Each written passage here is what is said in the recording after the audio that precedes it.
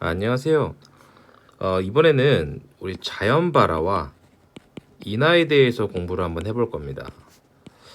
이게 이어폰을 끼면 소리가 작고 안 끼면 딱 팬 소리가 나서 좀 고민이 많네요. 자, 우리가 일단 발화라고 공부를 했어요. 발화의 조건을 배웠는데 불이 시작하는 게 발화였었죠. 그리고 우리가 이 발화라는 건 결국 물적 조건과 에너지 조건에 모두 충족했을 경우에 발생하는 게 발화가 됐었죠. 근데 이때 우리가 이 에너지 조건에 따라서 실질적으로 우리가 자연 발화라고 하는 것과 인화라고 하는 게 구분이 됩니다. 근데 이게 서적마다 뭐 번역하기에 따라서 차이들이 있어서 우리는 자연 발화를 뭐 자동 발화라고도 하고 또 자기 발화라고도 하고 있습니다. 그리고 인화는 유도 발화라고도 부르고 있어요. 그래서 우리가 일단 먼저 간단하게 공부를 해보자면요. 우리가 결국 모두 물적 조건과 에너지 조건을 충족시켜야 되는 거예요. 그때 에너지 조건을 어떻게 충족시키는지 또는 물적 조건을 어떻게 충족시키는지에 따라서 우리가 이거 구분이 되는 거죠. 밑에다 쓸까요? 그럼 자연발화라는 건 일단 간단하게 한번 봐볼게요. 우리가 자연적으로 발화가 난다는 거예요. 말 그대로 우리가 어떤 별도의 점화원, 즉 불이 붙을 만한 행동을 하지 않았는데 불이 발생하는 게 자연적으로 이걸 우리가 자연 발화라고 부르죠. 그럼 이랬든 저랬든 우리가 발화가 나려면 온도가 높아져야 될 거 아니에요. 이때 우리가 자연 발화라고 하는 거는 결국 열이 축적돼서 발화라는 게 발생이 되는 거예요. 즉 예를 들어서 우리가 실내가 30도인데 이게 30도라는 열 에너지가 있잖아요. 그럼 30도보다 올라가면 안 되는데 어떠한 요소에 의해서 얘의 어떤 물질이 열이 이렇게 계속 쌓여서 얘가 뭐 300도가 되고 이런 식으로 온도가 올라가서 불이 붙게 되는 거죠. 그렇다면 열이 축적되려면 어떤 상황이 돼야 되는 거냐? 우리가 원인은 몰라도 일단 열이 발생해야 될 거예요. 어떤 열의 양을 우리가 열량이라 그러고 발생하는 열량이 있을 거고요. 시간 따라서 계속 발생을 할 거고 또 얘가 뜨거워지면 열을 방출할 거예요. 우리가 이제 여기서는 방산한다고 우리가 열은 얘기를 많이 합니다. 즉 예를 들어서 우리가 뭐 찜질방 가서 이렇게 뜨거운 뭐 참나무 숯을 이렇게 그 사람들 누워 있는데 중간에 이렇게 놓게 되면 얘가 열을 이렇게 방산해서 왜냐면 얘가 온도가 높으니까요. 우리가 여기 사람이 이렇게 누워서 찜질하는 거잖아요. 그런 식으로 열을 방산할 텐데 자, 열이 축적이 되려면 당연히 열이 발생하는 양이 열이 방산하는 양보다 커야 될 거예요. 그래서 뭐 예를 들어서 발생이 3이고 빼는 게 1이어야 얘가 2. 얘가 뭐 1초당 발생하는 열량과 1초당 방산하는 열량의 차가 2라면 초당 2만큼씩 점점점 열이 축적되게 되겠죠. 근데 우리가 이거를 줄여서 말해서 여기 이제 발열이라 그러고 방열이라고 해요. 방은 우리가 열을 버리는 거고 발열은 열이 생기는 거죠. 그래서 우리는 이 자연발화의 조건을 발열이 방열보다 클 때 발생한다라고 말을 하는 것입니다. 아마 모든 교재에 이렇게 나와 있을 거예요. 근데 우리가 이 발생하는 열량이라는 게 결국 시간당으로 우리가 봐야 되니까 우리는 이것을 발생 속도라고 보고요. 열 발생 속도라 그러는 거예요. 앞에 열을 다 빼있는 거고 얘는 열의 방상 속도라고도 부르고 있습니다. 열이 발생하는 속도가 열을 버리는 속도보다 크다면 당연히 불이 나겠죠. 열이 쌓이겠죠, 정확히 말하면. 그리고 우리가 요즘 인화라는 게 있는데 인화라는 건 이미 절대적인 건 아닌데 우리가 어떤 가연성 혼합기라고 이전에 공부를 했었죠. 물적 조건을 충족한 상태에서 여기다가 우리가 어떤 에너지를 투입해서 불일 수도 불꽃일 수도 고온의 어떤 물체일 수도 있는데 이게 투입함으로 인해서 우리가 점화원이라고 부르죠. 즉 뭐 가스가 이렇게 누설되어 있는데 거기에 라이터를 탁 키면 그게 점화원이 되는 거고 이러한 인위적인 어떤 에너지를 투입해서 발생하는 우리가 발화를 인화라고 부르고 있습니다. 영어 단어 이런 거 궁금하시면 그 서적 많으니까 찾아보시면 되고요. 제일 기본 개념은 일단 이게 돼요.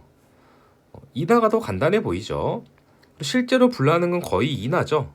물론 자연 발화도 생각보다 발생하는 경우도 꽤 있습니다. 그러면 이게 선이 한 것이네요. 자, 자연 발화에 대해서 좀 봐볼게요. 인화는 사실 요게 에너지에 대해서 따로 공부를 많이 하기 때문에 뭐 별로 많이 할 내용은 없습니다. 자, 우리가 자연 발화라고 하는 건 아까 발생하는 열의 양이 방사하는 양보다 커야만 열이 축적된다고 말씀드렸어요. 그럼 우리가 열이 어떻게 발생되냐 이거에 대해서 공부를 해야 우리가 발생하지 못하게 만들던가 또는 열이 잘 방산되게 만들어야 자연 발화를 막을 수 있겠죠. 우리가 이걸 공부하는 모든 이유는 불이 안 나게 하기 위한 거니까요. 그럼 자연 발화에서 우리가 열 발생이 있을 거예요. 발생 뭐 원인, 종류, 원인이라 해볼까요? 그러면 보통 우리가 크게 두 가지로 나뉘는데 직접적으로 어디서 열이 들어오는 경우가 있을 거고요.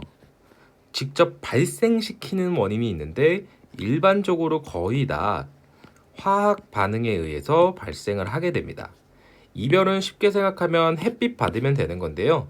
이는 따로 공부할 내용이 별로 없고 우리가 실제로 서적에 나오는 건 다 화학 반응에 의한 발생 열량에 대해서 공부를 하고 있습니다. 그리고 얘를 이렇게 요 내용입니다. 화학 반응에서 보면 대표적으로 5가지의 화학 반응이 있어요. 들어보신 것도 있고 못 들어보신 것도 있을 텐데 발효열이라는 게 있고요. 그리고 산화열, 그리고 중합열.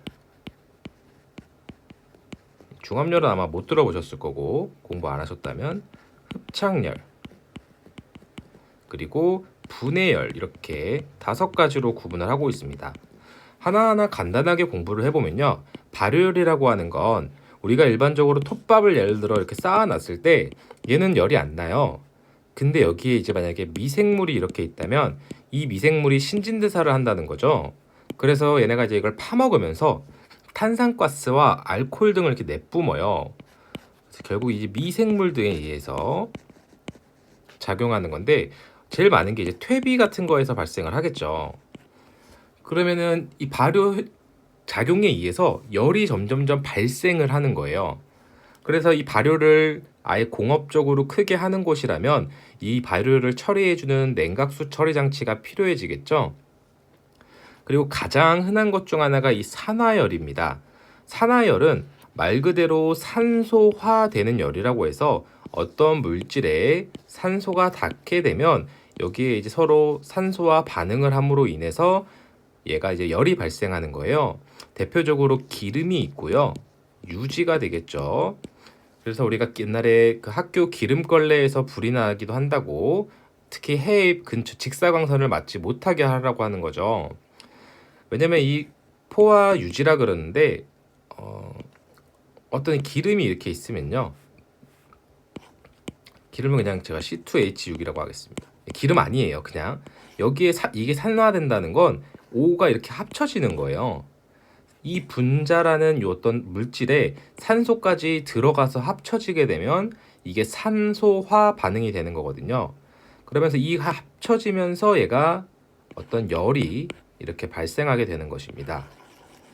산화열은 결국 산소 때문에 발생하는 거고 우리가 철도 산화 반응을 해서 그 녹이 생기는 거죠.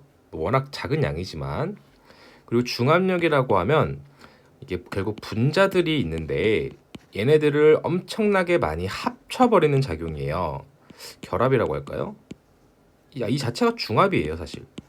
그래서 이거는 일반적인 상황에서 발생할 수 있는 경우는 아니고요. 우리가 플라스틱을 만들거나 할 때 그 플라스틱을 만드는 작용을 이제 중합 반응이라고 하는데, 그 중합 반응을 하는 와중에 열이 발생하니까 얘도 열을 잘 제거해 주라, 이런 뜻이 됩니다. 자연 발화를 해놓고 별로 자연적이지 않은 것 같네요. 그리고 흡착열은 우리가 어떤 일반적인 고체가 어떤 기체에 있는 수분을 흡수하는 걸 우리가 흡착이라고 말을 해요. 그렇다는 건 이제 물 먹는 하마가 이렇게 있을 때 얘가 지금 소금 알갱이죠. 알갱이지만 소금이 아니고 탄산칼륨이었나요?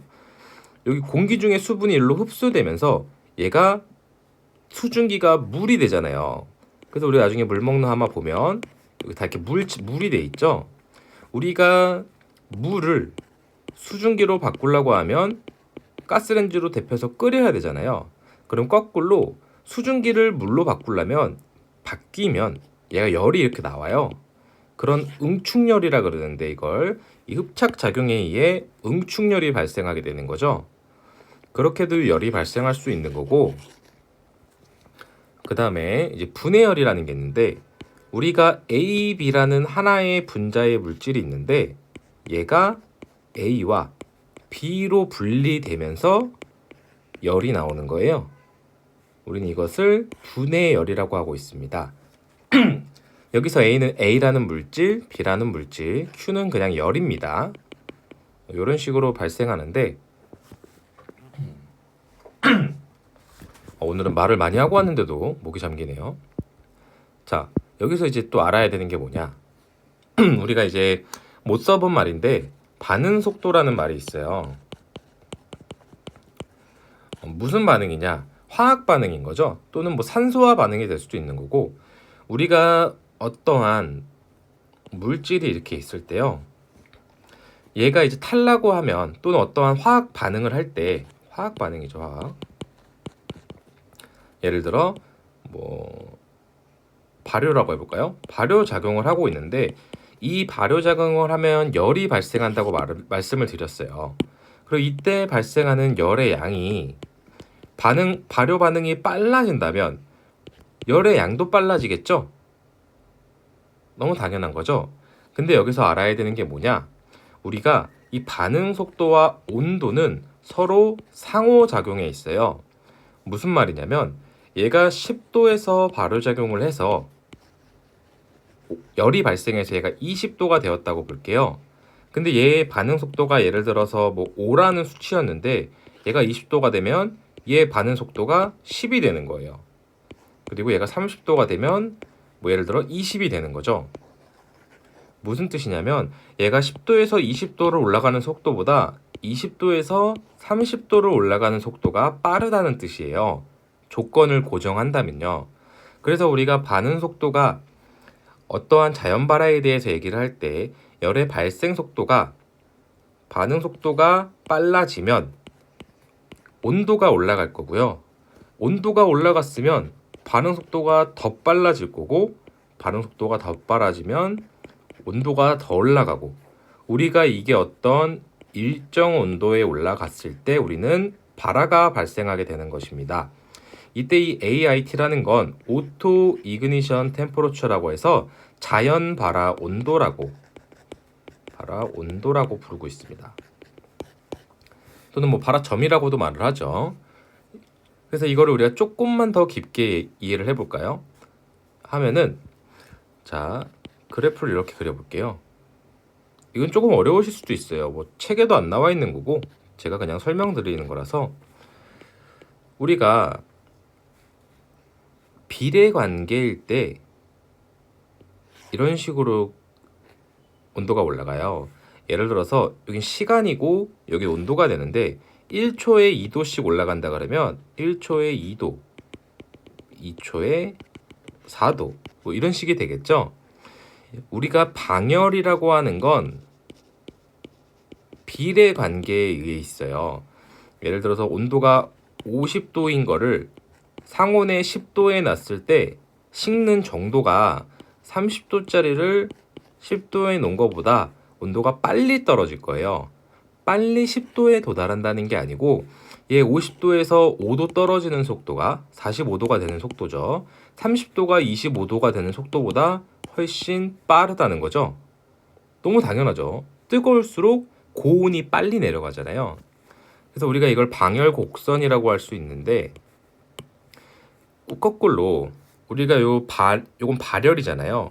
이 발열이라는 건 서로 복합 상호작용을 하기 때문에 발열은 이런 식으로 지수함수적 곡선을 나타내요. 얘를 우리는 열 발생 속도 또는 뭐 발열 곡선이라고 부를 수 있겠죠. 근데 이제 이렇게 돼 있으면 시간의 지남에 따라서 계속 방열 능력이 크니까 발화가 안 될 거예요. 왜냐면 계속 이 부분만큼은 방열 능력이 더 크니까 열이 쌓일 수가 없는 거죠. 이해되시죠? 근데 우리가 만약 어떠한 방열을 잘 안 되게 만들어 놨다면 방열이 이렇게 능력이 떨어지는 거예요. 이거 좀 이문제용이라고 하기 어려운 것 같은데 보온을 하면은 방열이 잘 안 되는 거죠. 그럼 자연 발화가 더 많이 날 거고요. 일단 방열을 하고 설명드리는 게 나을 것 같네요. 자, 우리가 방열이라는 건 제가 순서를 약간 잘못했는데 방열은 열을 방사하는 속도였어요. 방사하는 능력이라고 할 수도 있겠죠. 열 방산 능력이다. 그렇다면 우리가 열에 대해 가장 기본을 알아야 되는데요. 우리가 온도를 T라고 쓰고 요 H는 이제 하이에 높다란 뜻입니다. 열은 항상 온도가 높은 곳에서 온도가 로우 낮은 곳으로 흐르게 됩니다. 너무 당연한 거죠? 그래서 우리가 뭐 100도라면 100도에서 20도가 있다면 열은 이쪽으로 이렇게 흐르게 되는 거죠. 그래서 우리가 뜨거운 물과 찬물을 섞으면 미지근해지잖아요. 그게 열적 평형, 열평형을 이루기 위한 건데 뭐 참고라면 이게 열역학 영법칙입니다. 뭐 그냥 흘려 들으세요. 영법칙인데 결국 우리가 비례 관계에 있다는 거예요. 어떠한 물질이 열을 배출해 줄 때 이 해당 물질의 온도와 바깥의 온도가 온도 차이에 의해서 우리가 열이 얼마나 방출되는지 방산되는지 알 수 있다는 거죠. 그래서 온도 차이에 따라서 비례 관계를 갖기 때문에 방열 곡선은 직선의 형태를 띠고요. 발열은 우리가 화학 반응 속도가 빨라지면 온도도 더 올라가고 그럼 반응 속도도 더 빨라지기 때문에 이렇게 지수함수적 그래프를 띠게 됩니다. 이거 너무 어렵게 고민하지 마시고 제가 나중에 더 할 거니까 그냥 간단하게 들어주세요. 그렇다면 결국 우리가 이제 불이 안 나게 하려는 거니까 발열이 클수록 열이 잘 축적될 거고요.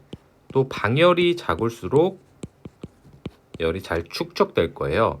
즉 발열이 크고 방열이 작을 때 우리는 자연 발화가 용이하다고 할 수 있는 거죠. 쉽게 된다는 뜻이죠.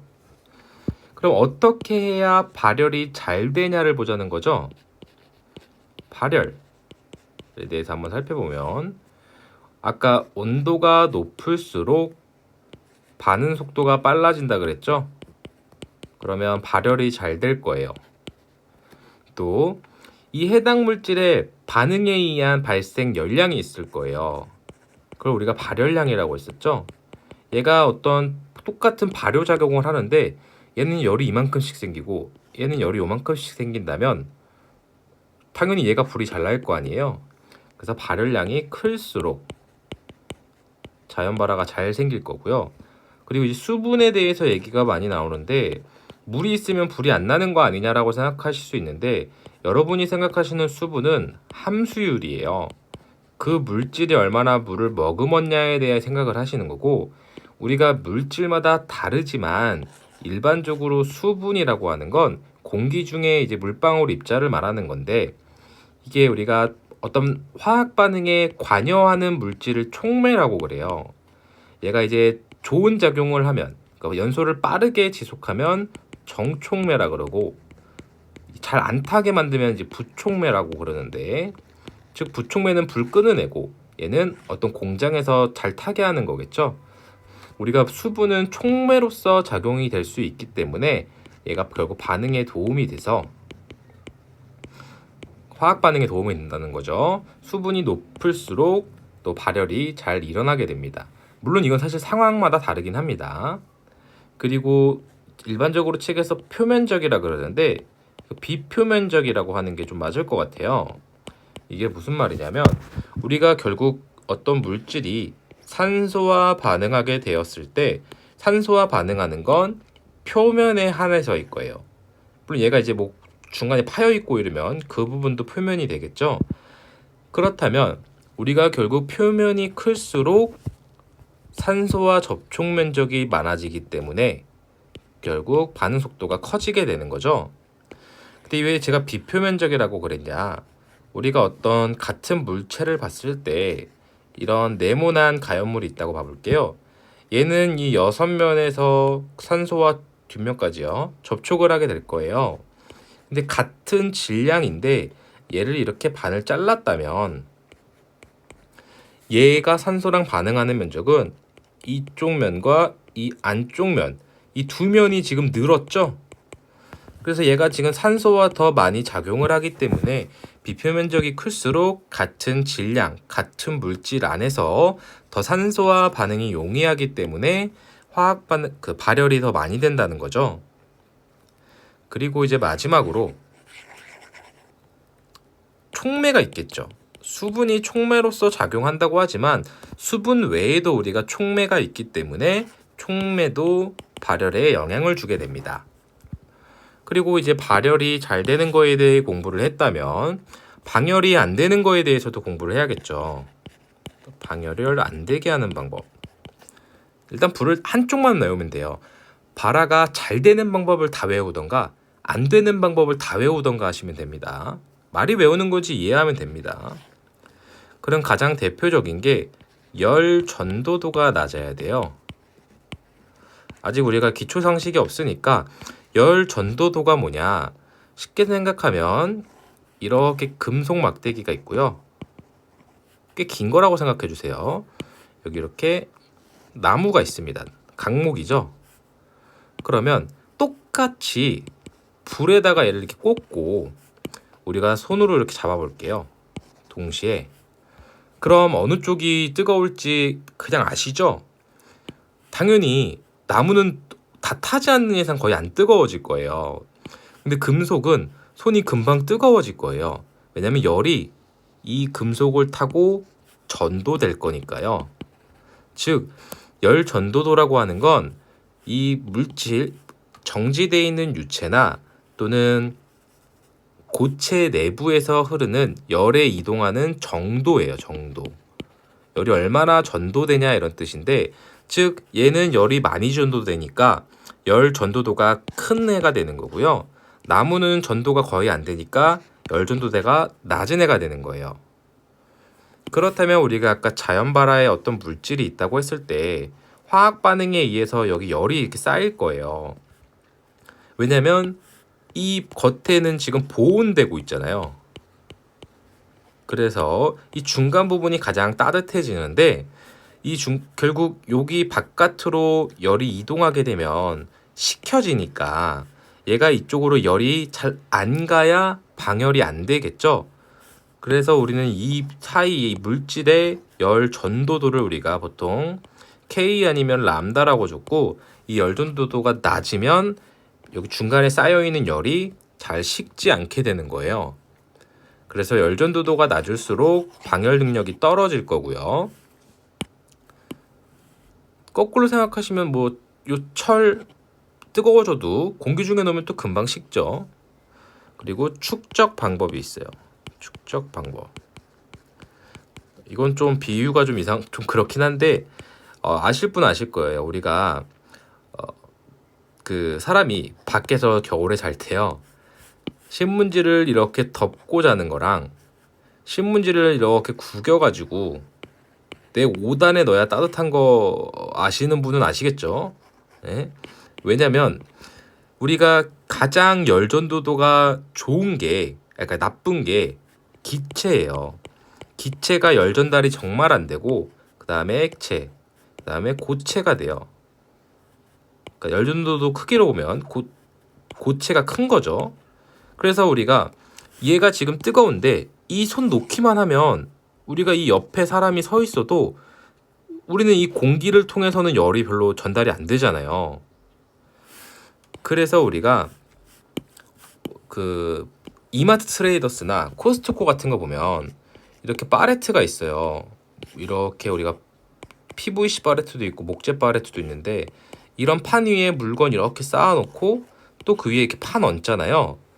이런 식으로 구성이 되면 얘네가 다 보온으로 작용을 해요.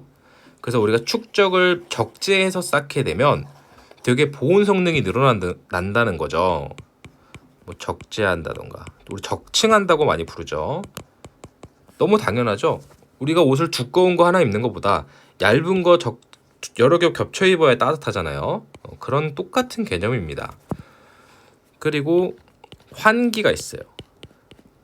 이건 진짜 그냥 너무 상식적인 건데 우리 찜질방에서 또는 자동차 여름에 외부에 세워놨다가 탈 때 그냥 문만 열어놔도 확확 식잖아요.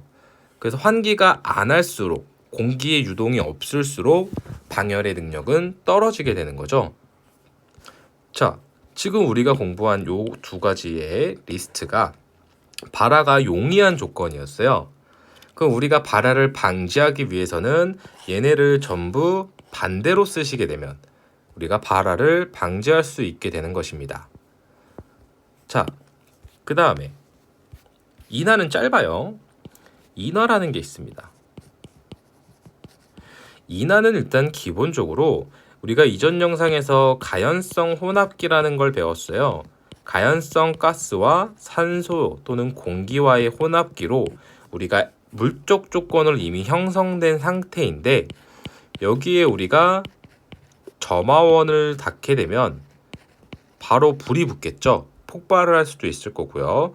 우리는 이것을 인화라고 하는데 이때 이 점화원의 크기가 우리가 MI라고 부르는 미니멈 이그니션 에너지라 그러는데 최소 발화 에너지 또는 최소 점화 에너지라고 부르는 이 에너지보다 크게 되면 불이 붙는 거예요. 예를 들어서 가스가 여기 좀 떠다니는데 내가 돌로 그냥 바닥을 툭 쳤다고 해서 바로 불이 붙지는 않는다는 거예요. 왜냐하면 에너지는 있었지만 불이 붙을 만큼의 에너지가 되진 않았다는 거죠. 이제 이런 식으로 우리가 인하에 대해서 공부를 하게 되는데 얘는 뒤에서 별도의 챕터로 아예 공부를 하게 될 거고 우리가 일반적으로 인하라는 건 기체에서 발생하는 걸 우리가 인하라고 부르는데 액체에서 발생하는 경우도 있어요.